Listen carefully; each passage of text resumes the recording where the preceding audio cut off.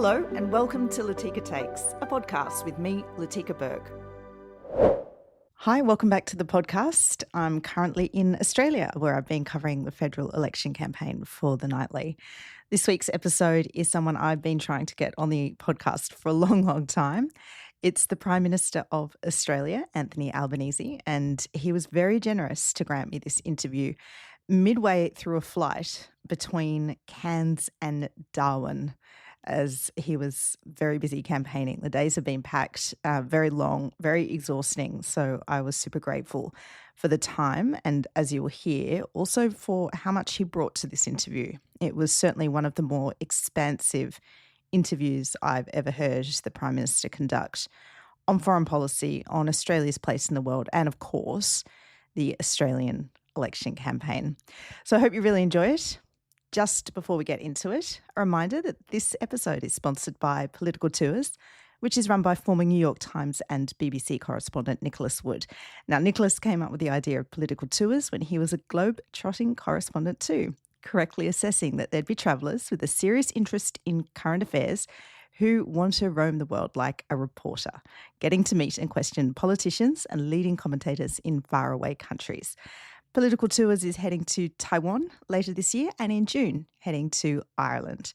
Travel intelligently with politicaltours.com and tell Karen and Nick that I sent you. All right, let's get into the podcast.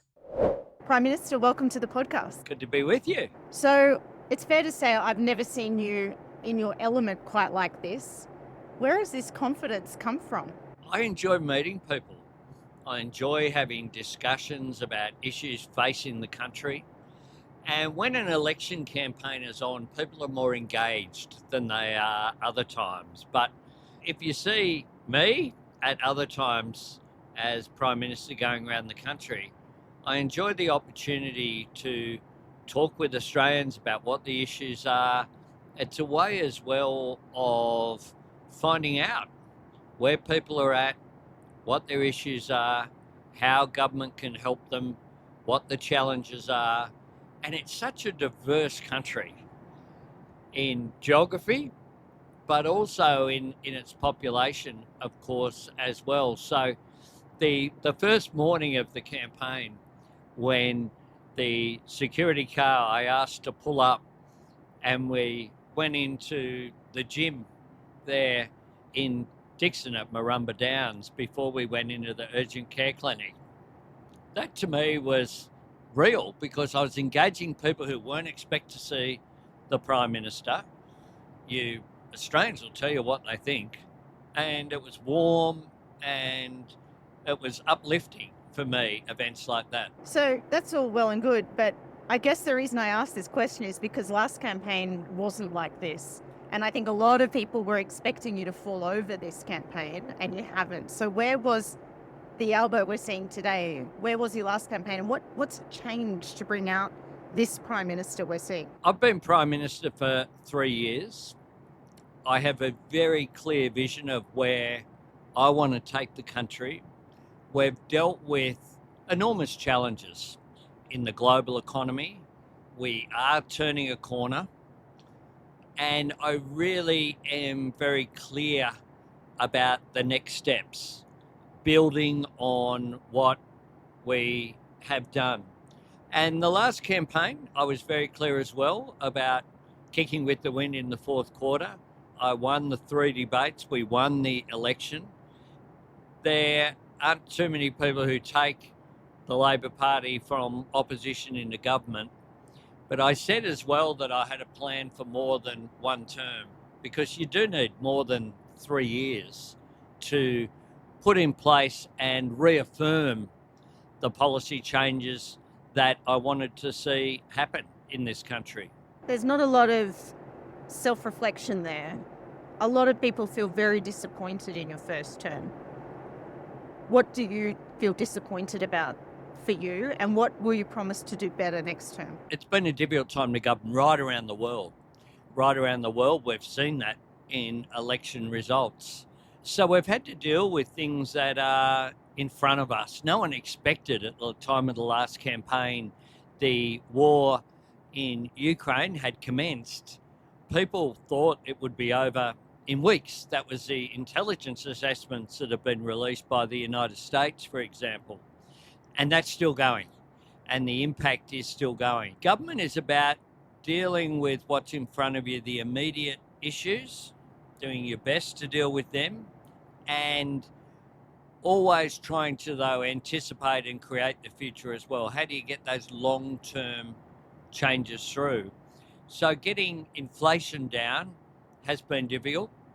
It has meant that people have been under financial pressure. I wish that that wasn't the case. I wish that you were able to just do an instant gratification, if you like, that made that better. But the truth is it takes hard work and it takes time.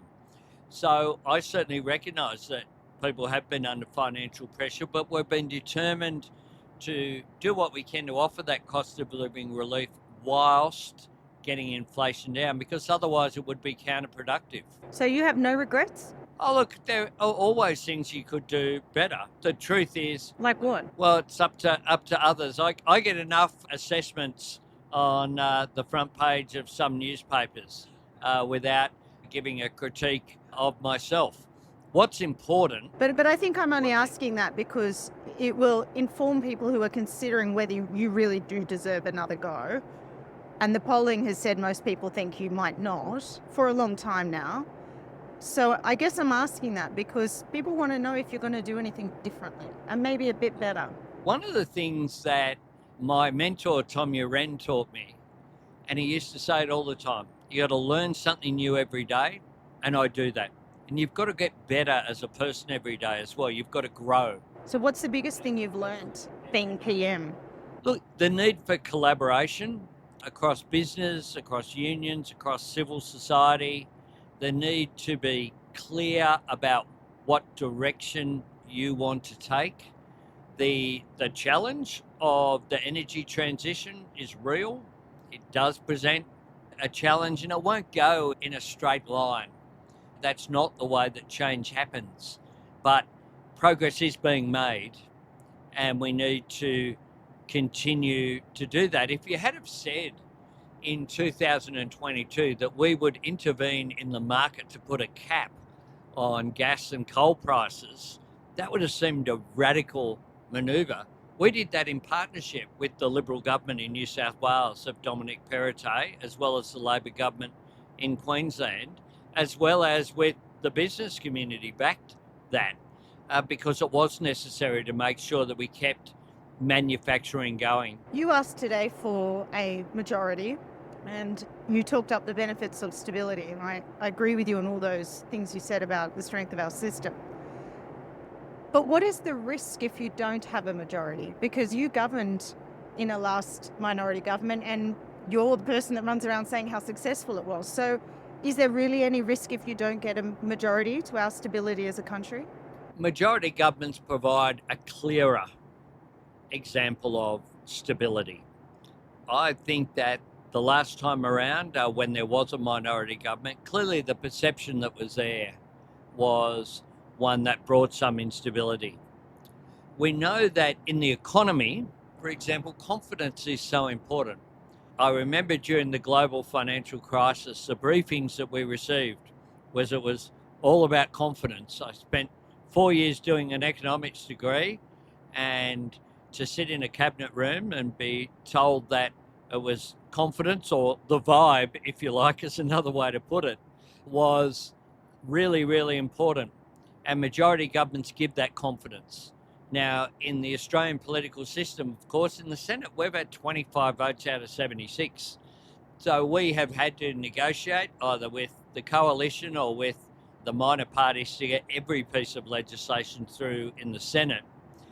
And some of that has been held up. Our legislation, particularly in housing, got held up for a long period of time, whether it be that Housing Australia Future Fund or the Help to Buy scheme. And what that did was delay the reform process. Our aged care reforms eventually got through, didn't get held up for as long as the others, but it did get held up. I think if you have a majority in the House of Representatives, then that gives you more confidence when you are putting things through both chambers of our parliament. So you think economic confidence would be at risk if it's minority? No, but I think I'd put it in the positive way. Economic confidence can be more reassured with a majority government. I'm confident about where Australia's positioned in the world. We are in very uncertain times, and we've seen the Trump administration change its policy on multiple times in recent weeks. What is required is a considered response to that and a confident response to that. My government has been the most stable first-term government potentially in the whole post-war period. I certainly don't know about the Menzies government, but at least from Whitlam on. And that has been really important. And the key people in my government, I expect to hold the same portfolios across the leaders group after the election as well. The Defence Ministry had at least 6 senior defence ministers, but it was a revolving door under the former government. Richard Marles in Defence, Penny Wong in Foreign Affairs, Jim Chalmers in Treasury, Don Farrell in Trade, and Katie Gallagher in Finance bring a stability to the show that is really important. So would you have a wider cabinet reshuffle but leave those leaders in place that you named? We're not getting ahead of ourselves in terms of the broader issues and the caucus makeup, of course. The caucus select the front bench, but quite clearly the leaders team and the economic team are important. We will have our assistant treasurer isn't running again. There's a couple of vacancies already there. And it's also important that a government regenerate. So we've had some retirements in Linda Burney, Brendan O'Connor, Bill Shorten. That's enabled new people to enter, and someone like Jenny McAllister has done an extraordinary job as Emergency Management Minister during the recent floods. So you brought up there the Trump administration. Do you think that the rules-based order, as you and I have known it for most of the time we've been in politics, you're obviously a lot longer than me, do you think that order still exists? It certainly is under challenge. There's no question about that. And some of the certainties that we took for granted are not there anymore. The idea that you have to have a debate over who is impacted by tariffs. Now, that is not something that we would have seen coming a decade ago. It's not something when I was in economics at school, let alone doing university economics, you would have to have even had an answer for. Tariffs impact the country that is imposing the tariffs, but you have that being challenged. You have a free trade agreement being not complied with. Our free trade agreement with the United States is very clear. It doesn't allow for tariffs between our two nations. Australia is being compliant with that. The United States is not. So these are issues that are challenging for the global community, and in the market response to President Trump's announcement last Thursday that have seen President Trump change his position overnight, that is an indication of how significant an impact that announcement has had. Is that free trade agreement even worth the paper it's written on anymore? Free trade agreements are ways of advancing the national interest for those who are a party to it.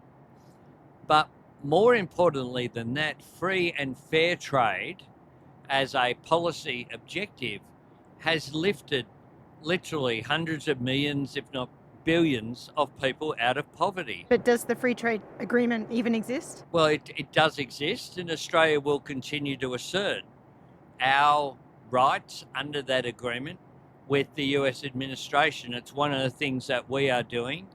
So in the lead up to President Trump's announcement last Thursday, we were very deeply engaged and emphasising a number of points. One, the fact that the United States has a trade surplus with Australia, about 2 to 1 it's had since the Truman presidency. So a long-term benefit for the United States. Secondly, that the United States has been an important economic partner with Australia through the free trade agreement. Thirdly, there's significant investment from Australian businesses in the United States. So BlueScope, for example, has a presence across a range of US states, employs almost 5,000 people in the United States.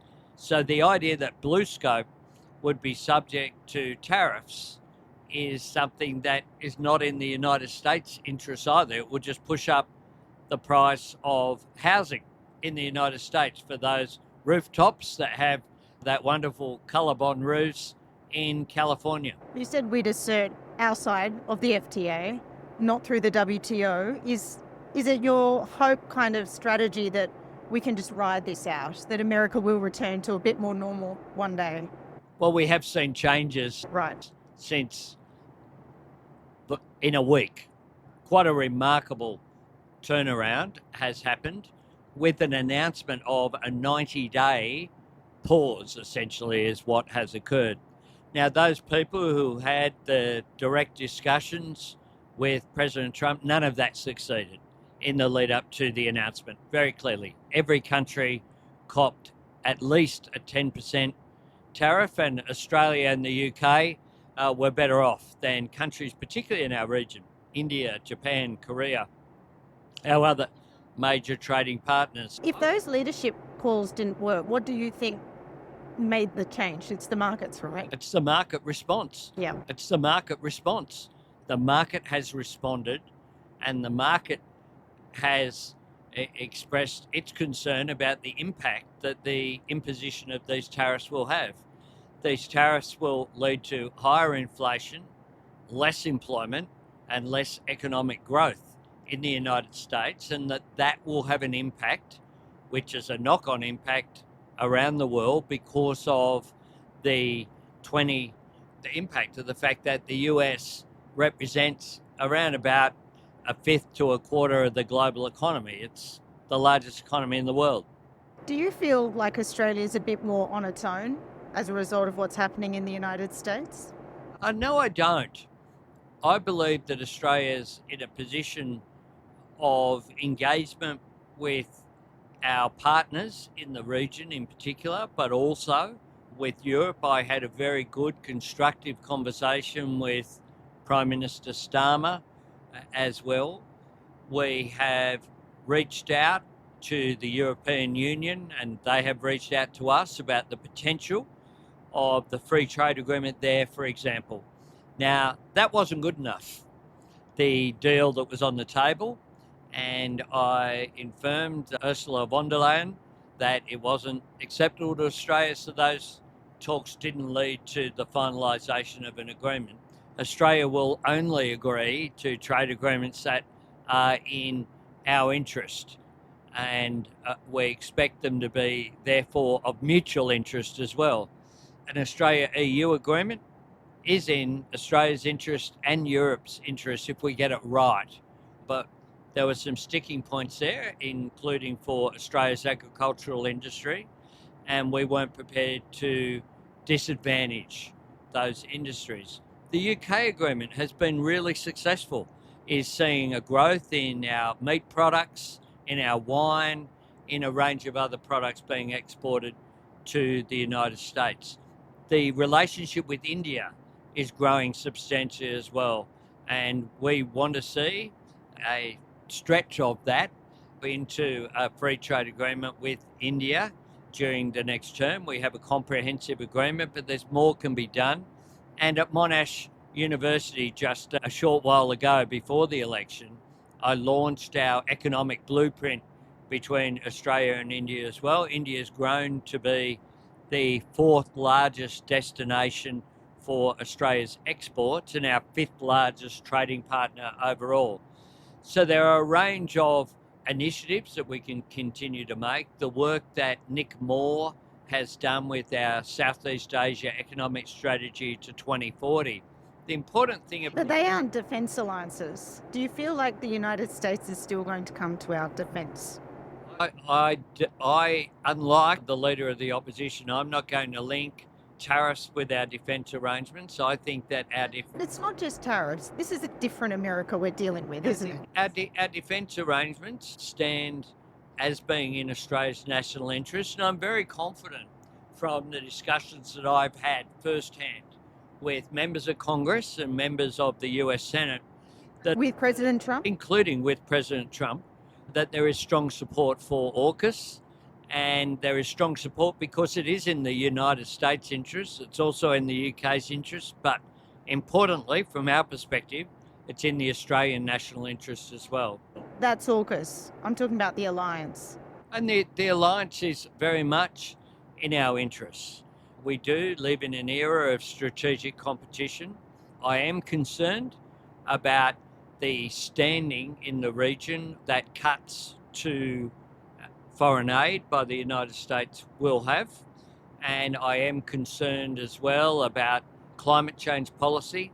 Taking climate change seriously is an entry fee to influence in the Indo-Pacific.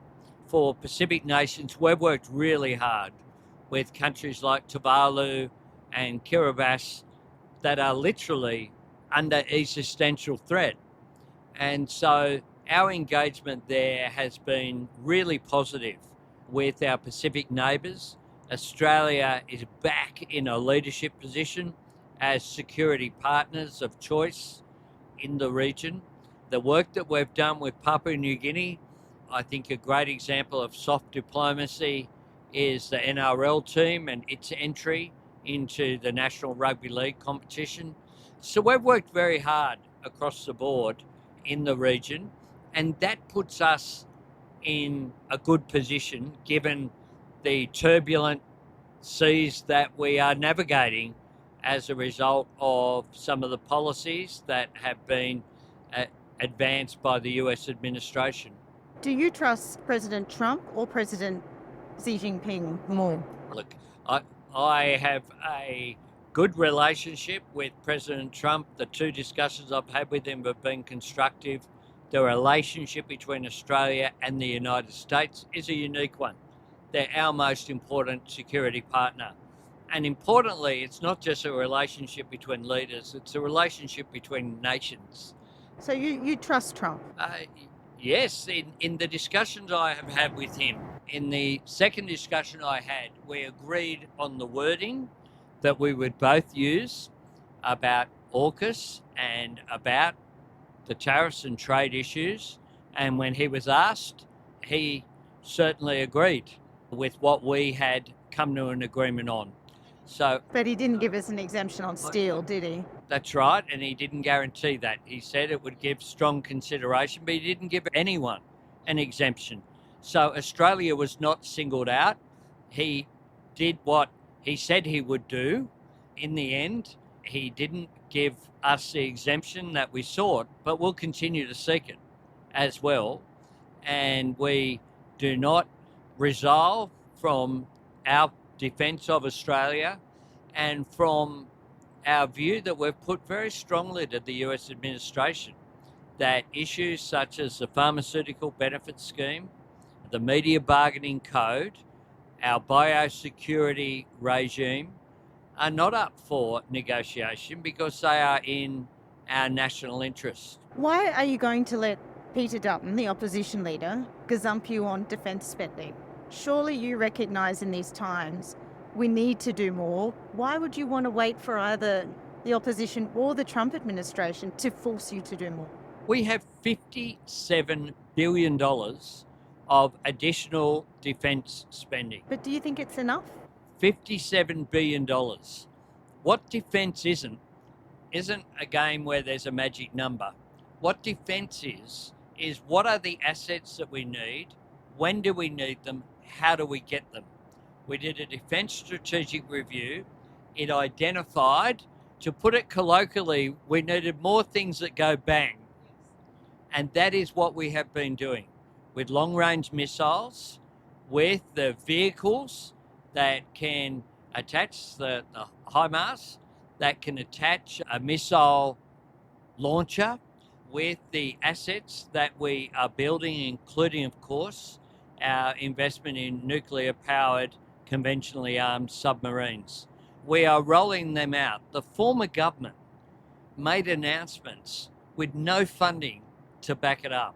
They had a media release defence policy. What we are doing is investing in real assets in real time and making an enormous difference. And in addition to that as well, we're using our defence investments to make sure that we build up our manufacturing capacity as well. So are you saying you wouldn't consider further increases to our defence spending in the next term?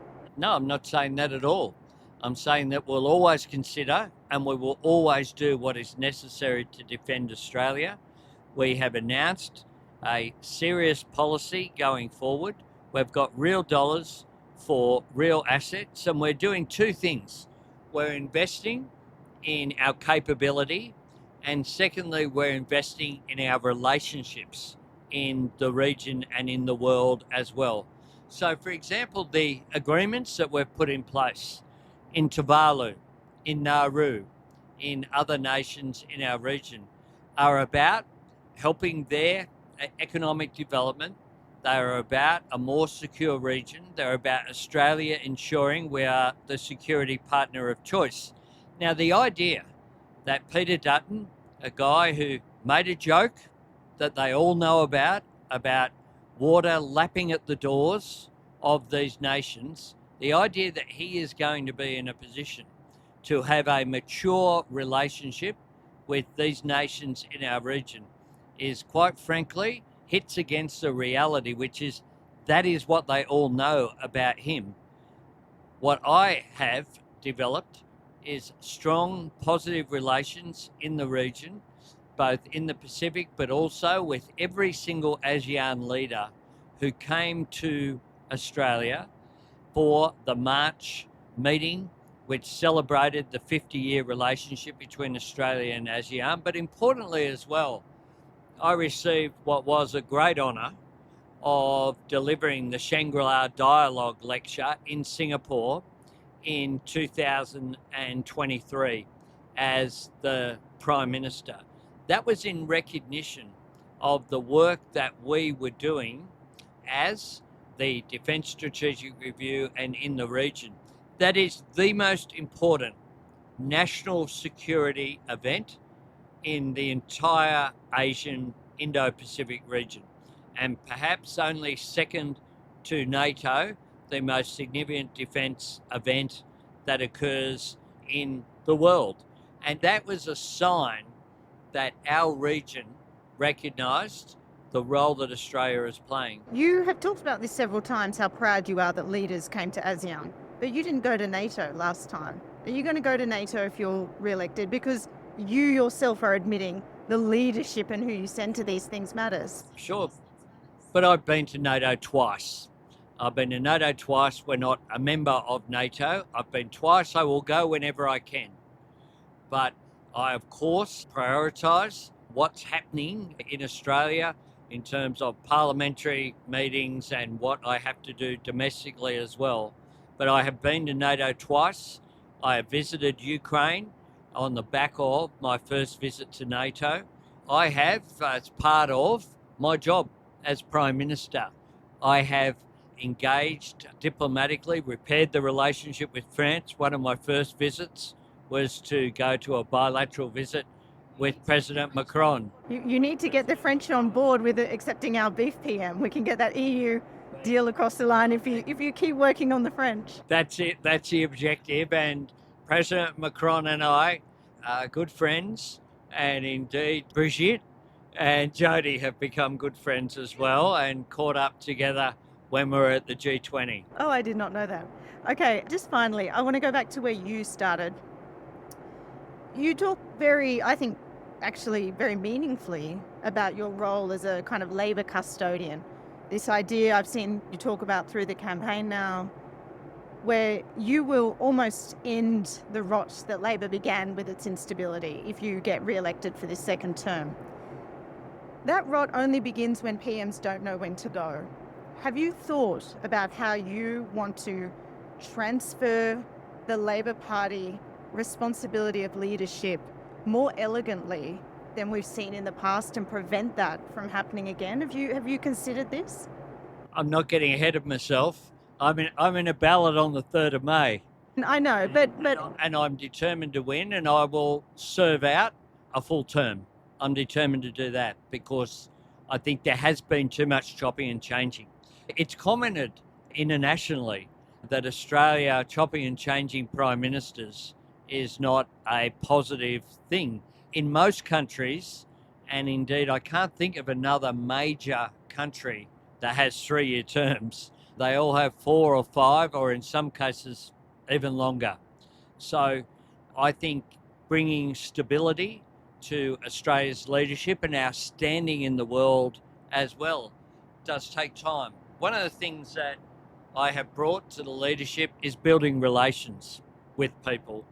So I have developed some relationships that are important for Australia with President Prabowo. Is new, of course, in Indonesia. Hang on. We're going back to Labor leadership here. But I had a good relationship with him. That's why you need a long-term leader. I've met with Prime Minister Modi 11 times. I know. That's important for Australia's national interest. Yeah. And I have a clear view. But what I've also done, I believe, is change some of the culture in Labor. I've been leader now for 6 years. I am humbled by the support that I have had across the board. There is no talk of instability in our show, and that is very different from what it was really for a long period of time, going back at least to after the 2001 election. Absolutely. And the unity and that sense of purpose is one of the things that can give people confidence. I allow ministers to do their job. Yep. It's a proper cabinet government. They come and talk to me about big decisions, but I don't micromanage everything that they do. They have a responsibility for going out there and engaging with the different interests in their respective portfolios. But that has brought on, I think, that sense of confidence means that I'm really proud of the team that I'm the captain of. You know, I don't have to play halfback, fullback, front row and winger. We've got the whole team, and it's going well with that clear sense of purpose and direction. So you're telling me if the Nightly rings me up and says, Latika, will you come out and cover the campaign in 2028, it's you that I'll be shadowing?